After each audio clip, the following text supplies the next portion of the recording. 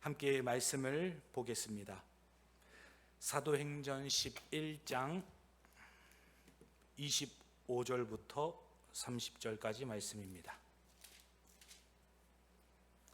사도행전 11장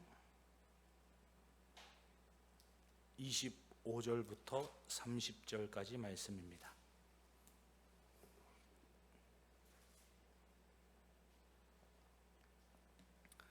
사도행전 11장 25절부터 30절까지 함께 합독하겠습니다. 찾았어요? 네, 함께 합독합니다. 바나바가 사울을 찾으러 다소에 가서 만남에 안디옥에 데리고 와서 둘이 교회에 1년간 모여 있어 큰 무리를 가르쳤고, 제자들이 안디옥에서 비로소 그리스도인이라 일컬음을 받게 되었더라. 그때에 선지자들이 예루살렘에서 안디옥에 이르니 그 중에 아가보라 하는 한 사람이 일어나 성령으로 말하되 천하에 큰 흉년이 들리라 하더니 글라우디오 때에 그렇게 되니라. 제자들이 각각 그 힘대로 유대에 사는 형제들에게 부조를 보내기로 작정하고 이를 실행하여 바나바와 사울의 손으로 장로들에게 보내니라. 아멘. 그리스도로 가득한 교회, 예수님으로 충만한 성도라는 제목으로 말씀을 전하고자 합니다.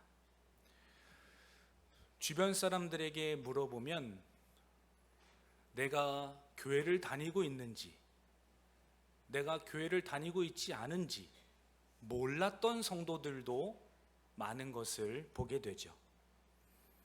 주변에서 내가 그리스도인입니다, 내가 예수 믿는 사람입니다 라고 말한다는 게 그렇게 간단한 문제가 아니기 때문에 우리는 때로는 믿음 생활을 하고 있다는 사실을 감추기도 합니다. 이렇듯 그리스도인으로 인정을 받는다는 것은 너무나 쉽지 않은 일이기 때문이에요.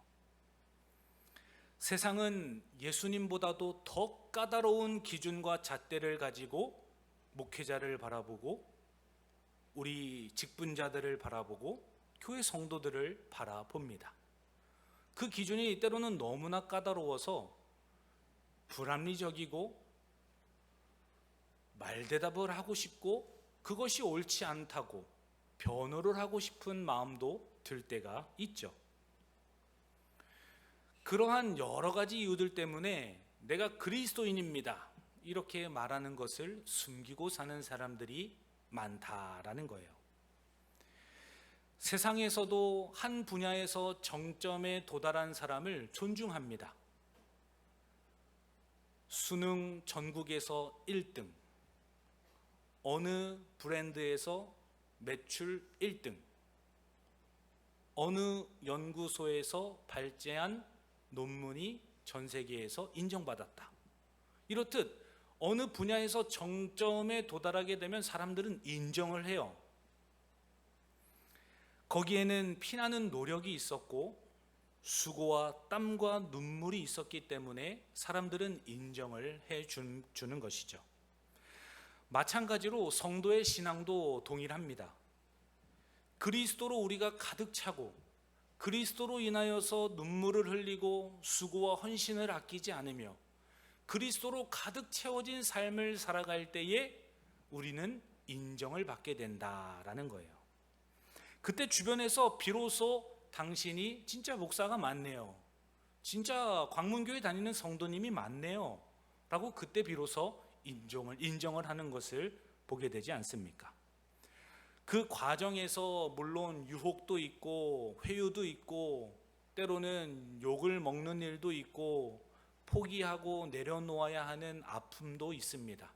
그 모든 과정을 다 지나고 나서야 그때 배우자도 인정해주고 자녀들도 그 신앙을 존중해주고 가정이 변하고 일터가 변하고 교회에서도 칭찬과 존경을 받는 그 일들이 오늘날에도 동일하게 일어나고 있지 않습니까? 사랑하는 성도 여러분, 오늘 말씀에서도 예루살렘 교회와 안디옥 교회가 적임자를 파송합니다. 예루살렘 교회에서 안디옥으로 가장 적임자였던 바나바를 파송하죠.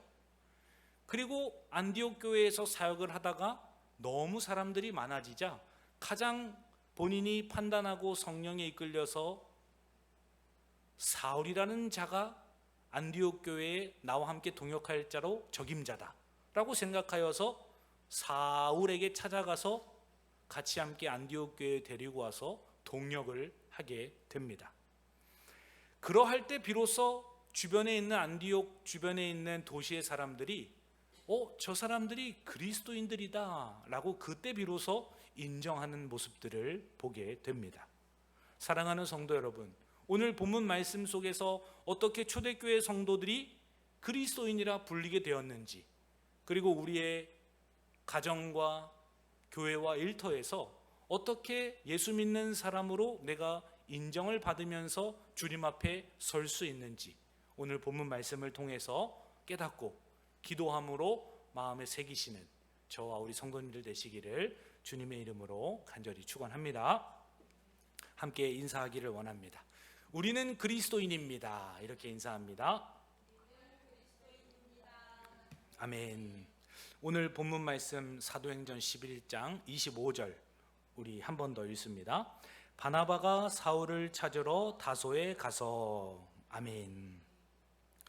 예루살렘 교회는 안디옥 교회의 성도들이 불어나고 있다, 회심하는 자들이 날로 더해지고 있다는 소식을 듣습니다. 그리고 그 안디옥 교회의 가장 적임자라고 생각할 수 있는 바나바를 파송하고 보내죠. 왜 바나바를 보냈습니까? 바나바가 구브로 섬 출신이에요. 이 구브로 섬은 헬라 문화권에 있었던 지역입니다. 거기에서 태어나고 자랐고 헬라어도 할 줄 알고 그 문화도 이해하고 있고 또 레위 족속이었기 때문에 유대 율법에도 정통했던 자라는 것을 모든 사람들이 다 알고 있었어요. 그렇기 때문에 이 유대 지방에서 먹고 자고 살았던 제자들도 갈 수 있었지만 가장 적임자였던 바나바를 그 안디옥 교회로 파송하는 것을 보게 됩니다. 우리 말씀 한 구절 찾아보기를 원합니다. 사도행전 4장 36절입니다. 사도행전 4장 36절입니다. 함께 읽습니다. 구브로에서 난 레위족 사람이 있으니 이름은 요셉이라. 사람들이 일컬어 바나바라. 번역하면 위로의 아들이라 하니. 아멘. 예루살렘 교회가 회의를 통해서 바나바를 보내기로 결정한 것은 레위 출신이었고 율법에 능통했던 자였고 이방에서 태어나고 먹고 자랐기 때문에 이방 문화를 잘 알았기 때문이었다라는 거예요. 이 바나바가 안디옥 교회에 도착해서 하나님의 말씀을 가르치고 위로의 아들처럼 목양을 잘 하지 않았겠어요? 그러자 많은 사람들이 회심하고 주님께로 돌아옵니다. 너무나 많은 사람들이 주님께로 돌아오자 본인이 혼자 감당할 수가 없었어요. 그래서 기도 가운데 하나님, 어떤 자와 함께 동역하기를 원하십니까? 이 회심한 자들을 어떻게 가르치기를 원하십니까?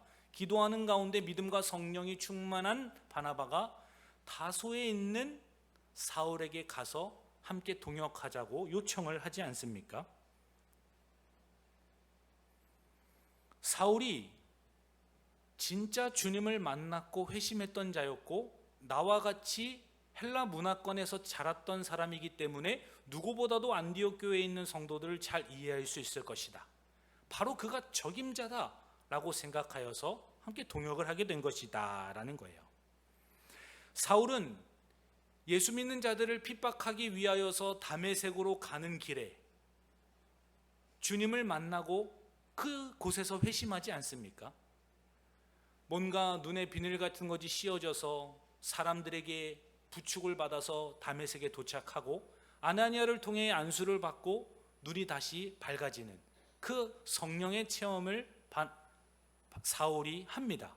이렇듯 회심의 역사를 경험했던 사람이 바로 예수 믿는 사울이었어요. 이 사울이 예수님을 만나고 나서 바로 전도 생활을 하기도 했지만 3년 동안이나 아라비아에 가서 훈련을 받습니다. 그 광야에서 기도 생활을 하면서 주님과 교제하고 주님의 가르침에 따라서 훈련을 잘 받죠. 그리고 나서 시간이 지난 후에 바로 바나바와 함께 동역을 하게 된 겁니다. 하나님께서 이 사울이라는 사람을 얼마나 준비시키셨냐? 이 연도를 따져보면 안디옥 교회에 와서 동역하기까지 약 10년이라는 시간을 예수님께서 사울을 준비시키셨다는 것을 우리가 알게 됩니다. 사울의 회심을 오늘 본문 말씀에 근거하여서 AD 33년에서 34년에 회심했을 것이다, 이렇게 학자들은 이야기합니다. 오늘 본문에서도 아레다 왕 4세에 대한 이야기가 나와요. 그때 다메섹 지역에서 사울이 함께 동역했다는 것을 오늘 본문을 통해 보여주지 않습니까? 바나바가 바울을 이 청빙하기까지 다소에서부터 이 아레다 왕 4세가 즉위하고 활동하기까지 약 7년이라는 그런 시간이 역사적으로 기록됐다는 사실을 보게 돼요. 조금 복잡할 수 있겠지만 예수님께서 사울을 회심한 이후에 10년 동안 준비시키셨다라는 겁니다. 하나님께서 연단과 사역을 위한 준비 기간을 사울에게 허락해 주신 것이다 라는 거예요. 이렇듯 하나님께서 적임자를 보내시고 세우시기까지 하나님께서 준비시키시는 시간이 있습니다.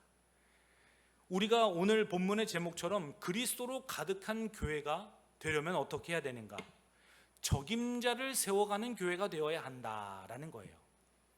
하나님께서 예루살렘 교회에서 가장 적임자인 바나바를 안디옥 교회에 파송했어요. 그리고 준비되어 있던 가장 적임자였던 사울과 함께 동역하게 하시지 않았습니까? 이렇듯 예수 그리스도로 가득한 사람들이, 적임자들이 교회 안에서 각자 역할과 사명을 감당할 때 하나님께서는 몸된 교회를 견고하게 세워가시는 것을 보게 된다라는 겁니다. 우리 함께 말씀 한 구절 더 찾아보기를 원합니다. 사도행전 9장 26절과 27절입니다. 사도행전 9장 26절과 27절 읽습니다. 사울이 예루살렘에 가서 제자들을 사귀고자 하나 다 두려워하여 그가 제자됨을 믿지 아니하니 바나바가 데리고 사도들에게 가서 그가 길에서 어떻게 주를 보았는지와 주께서 그에게 말씀하신 일과 다메섹에서 그가 어떻게 예수의 이름으로 담대히 말하였는지를 전하니라. 아멘.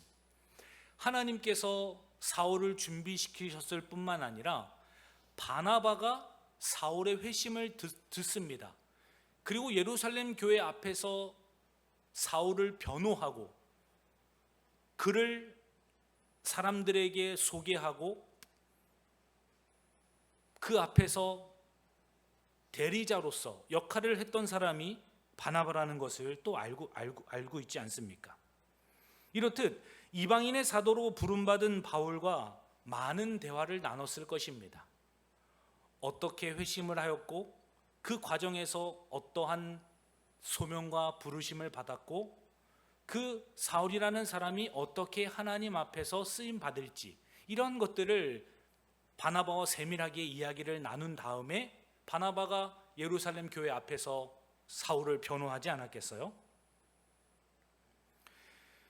그러한 시간과 과정들이 있었기 때문에 바나바가 이방인의 사도로 세움받은 사울과 함께 동역을 했던 것이다 라는 거예요.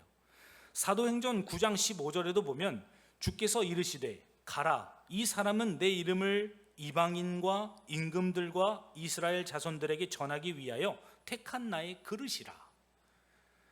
하나님께서 사울을 만나주시고 부르셨을 때 그때 주셨던 사명이 바로 이방인을 위한 택한 나의 그릇이다 라는 주님의 가르침과 명령이 있었기 때문에 또 적임자로 안디옥 교회에서 정중하게 이 사울을 모셔와서 함께 동역했던 것이다 라는 거예요. 사울은 헬라 문화권에서 다소 출신이었어요. 그리고 로마 시민권자였고 동시에 율법학자였던 가말리아 문화에서 랍비 교육을 받았던 사람입니다. 둘째가라면 서러울 만큼 내노라 할 만한 그러한 학식과 시민권과 모든 배경을 가지고 있었던 사람이 사울이었다라는 거죠. 아주 철저하게 하나님께서 준비시키신 적임자였다는 것을 우리가 알게 된다라는 거예요. 하나님께서는 이 이방인과 유대인이 섞여 있는 이 안디옥 교회의 특성에 맞게 가장 완벽한 문화적 배경을 가지고 있었던 사울을 세우셔서 그 리더십을 통하여 안디옥 교회를 세워가셨다라는 겁니다. 예루살렘 교회도 가장 적임자였던 바나바를 파송하였고 안디옥 교회도 가장 적임자였던 사울을 청빙해서 그 교회를 함께 세워갔던 것이다 라는 거예요. 우리가 신앙생활을 하면서 어떻게 우리가 그리스도인 된 교회로 바르게 성장할 수 있는가? 적임자를 준비시키고 키우고 함께 양육하고 자라나게 하시는 그 하나님을 믿으면서 우리가 함께 동역을 하는 것입니다. 하나님께서는 주님의 사람들을 적재적소에 가장 알맞게 배치를 하기를 원하시고 또 교회의 공적인 인정을 통해서 믿음의 사람들을 세워가시는 것을 우리가 보지 않습니까? 이것이 주님께서 사용하시는 방법이기 때문이에요. 바나바가 폭발적으로 초대교회가 성장할 때 이 주도권을 쥐고 있었다면 아마 안디옥 교회는 성경에 기록된 것처럼 아름답게 세워져 가지 못했을 것입니다. 그러나 본인에게 많은 권한과 또 권력이 주어졌다 하더라도 본인이 직접 다소까지 찾아가서 적임자인 사울을 데리고 오지 않습니까? 함께 동역하기를 원하는 마음에서 적임자를 누구보다도 교회와 바나바가 세우기를 원하였다라는 겁니다. 이렇듯 진정한 교회의 부흥, 이 성숙은 내 사역이 얼마나 지배력이 확장되는가 이것이 중요한 것이 아니라 각자 적재적소에 적임자를 배치하고 성령 안에서 함께 동역할 때에 우리가 진짜 주님께서 원하시는 아름다운 교회로 세워져 갈 수 있다라는 거예요. 우리 광문교회도 주변에서 지역사회에 필요한 교회, 정말 저 광문교회는 예수 믿는 사람들이다 라는 그러한 칭호를 얻고 주님께서 기뻐하시는 몸된 교회가 되려면 적재적소에 알맞는 적임자를 바르게 세워야 합니다. 어떤 한 개인이 지배력을 가지고 그 물꼬를 틀어막고 있는 것이 아니라 주님의 영광이 어떻게 드러날 수 있을까?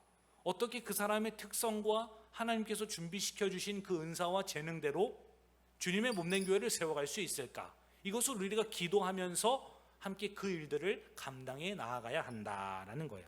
우리 함께 말씀 한 구절 더 찾아보기를 원합니다. 로마서 12장 4절과 5절입니다. 로마서 12장 4절과 5절입니다.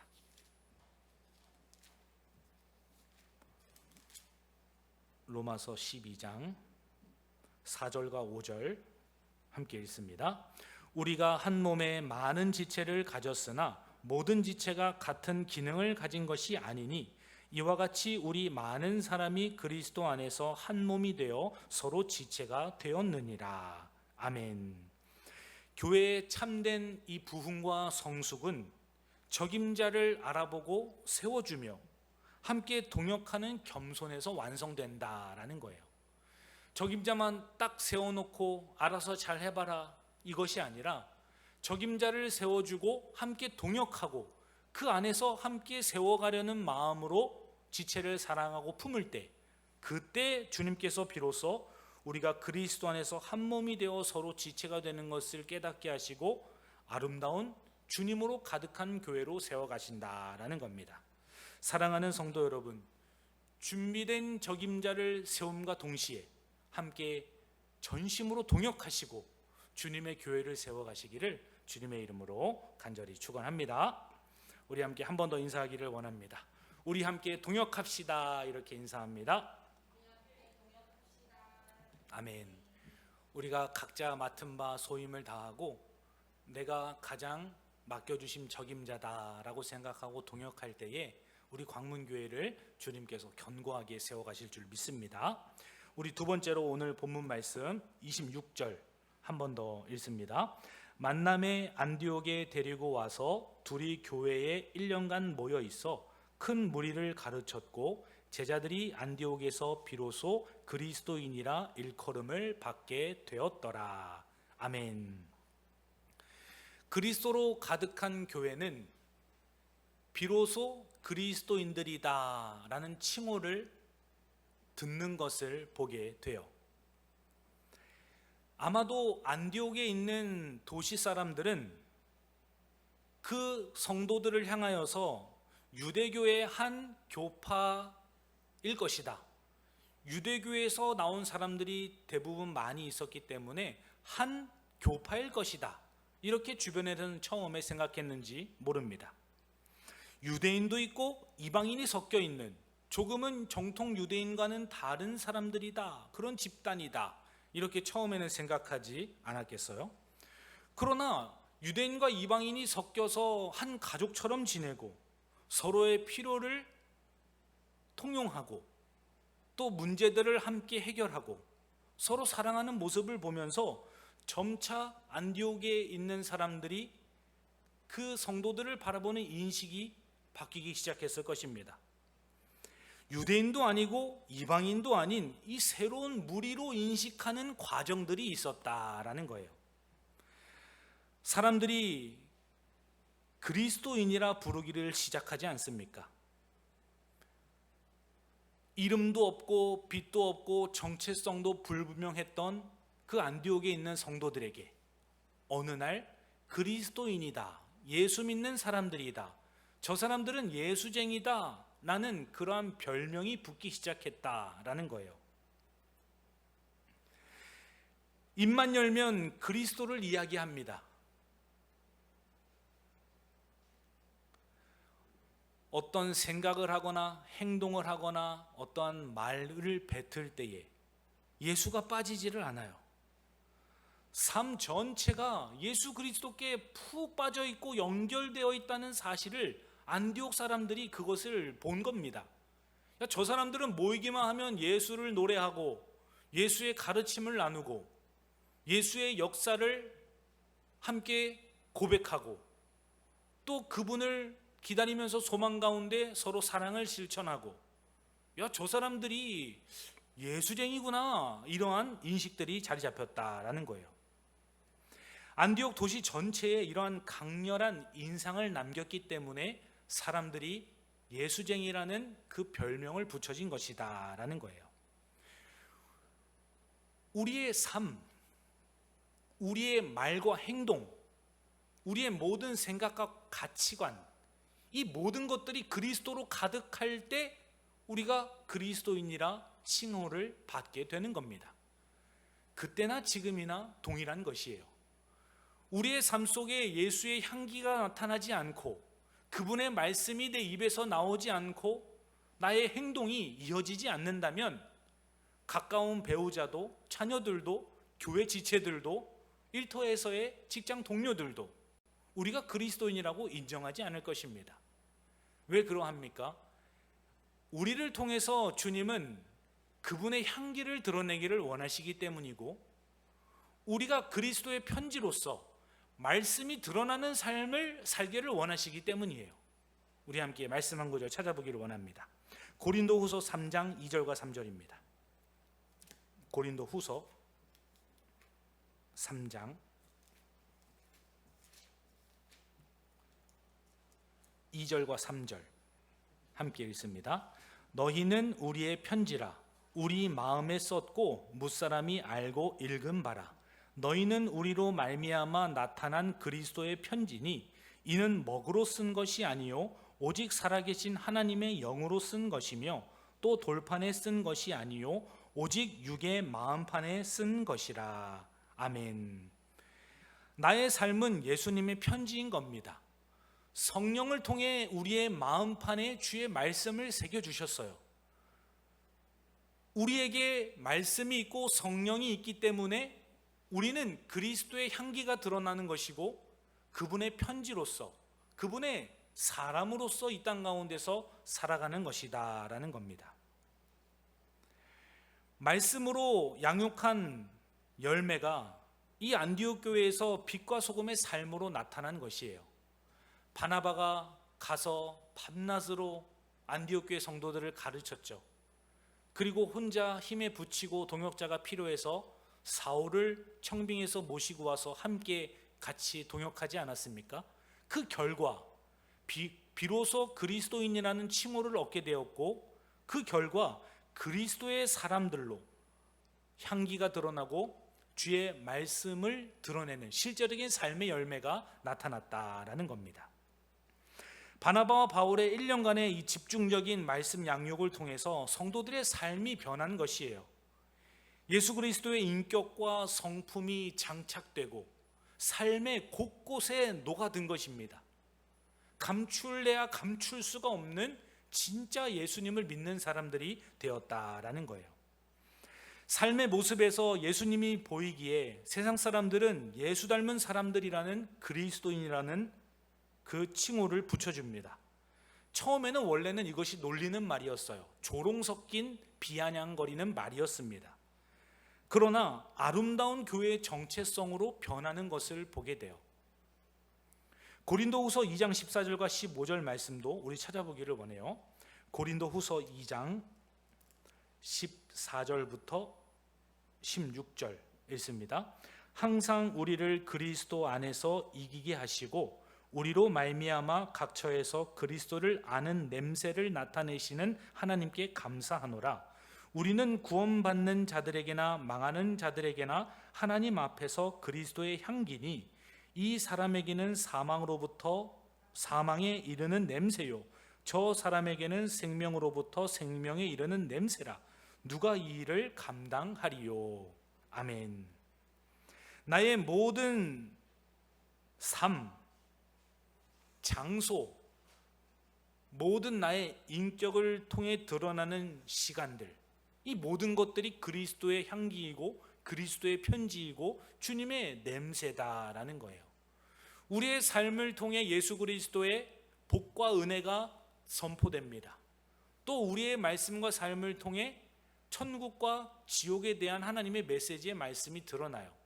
우리의 삶이 그들에게는 복음으로 돌이킬 수 있는 증거가 되기도 하고, 우리의 삶이 나중에 그들이 심판대 앞에서 주님께 심판을 받을 때 불신앙으로 나아갔던 증거가 되기도 합니다. 우리가 그리스도의 편지이고 향기라는 건 그만큼 엄중하고 위대한 사명과 역할이 우리에게 주어졌다는 사실을 이야기하는 거예요. 아무렇게나 가정에서 생활하고 말하고 행동하는 것이 아닙니다. 교회에서도 마찬가지고 일터에서도 마찬가지이죠. 그냥 하루를 버티고 견디고 빌어먹고 사는 존재가 아니라 우리가 진짜 그리스도인의 정체성을 가지고 주님으로 가득 찬 몸된 교회가 되어야 한다라는 겁니다. 예수님께서도 가르쳐 주셨어요. 너희가 서로 진심으로 사랑할 때 세상은 너희가 내 제자인 것을 알게 될 것이다. 내가 너희들에게 새 계명을 주노라. 내가 너희를 사랑한 것 같이 너희가 서로 사랑하라. 주님께서는 분명하게 우리가 어떠한 삶으로 살아야 하는지, 어떻게 살 때 우리가 그리스도라는 정체성을 잃지 않고 살아갈 수 있는지 우리에게 가르쳐 주셨습니다. 예수님께서 주신 이 새 계명처럼 예수님께서 나를 사랑하시는 것처럼 가정과 교회와 일터에서 그리스도의 향기로 편지로 살아갈 때에 주님께서는 영광을 받으신다라는 거예요.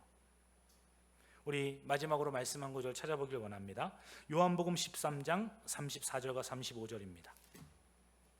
요한복음 13장 34절과 35절입니다. 함께 읽습니다. 새 계명을 너희에게 주노니 서로 사랑하라. 내가 너희를 사랑한 것 같이 너희도 사랑하라. 너희가 서로 사랑하면 이로써 모든 사람이 너희가 내 제자인 줄 알리라. 아멘. 안디옥에 사는 사람들이 어떻게 그리스도인이라고 생각했습니까?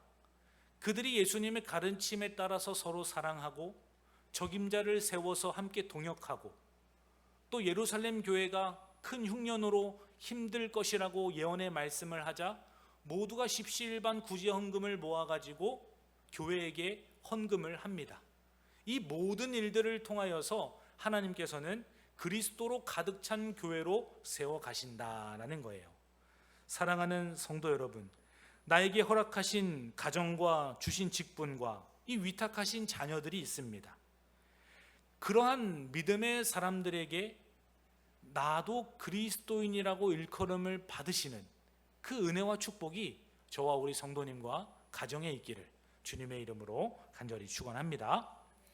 우리가 주님의 가르침에 따라서 말씀을 사랑하고 또 동역하고 서로 피로를 공급하며 세워갈 때 주님께서 원하시는 아름다운 주님의 몸된 교회로 세워진다라는 거예요. 오늘 말씀을 대하시는 성도 여러분, 그리스도로 충만하셔서 내가 억지로 나 권사입니다, 집사입니다, 목사입니다 말을 하여서 권위를 드러내는 자들이 아니라 자연스럽게 삶의 예수님의 향기가 주님의 편지가 되셔서 그 삶을 변화시키시고 또 주님의 천국과 그 복음을 드러내시는 우리 모두가 되기를 예수님의 이름으로 간절히 축원합니다. 하나님 아버지 감사합니다. 그리스도로 가득한 교회의 모습을 우리 가운데 보여주셨습니다. 예루살렘 교회와 안디옥 교회처럼 적임자를 세우고 또 그 말씀 앞에 모두가 순종하고 함께 동역하며 사랑할 때에 그리스도인으로 불리게 하심을 믿습니다.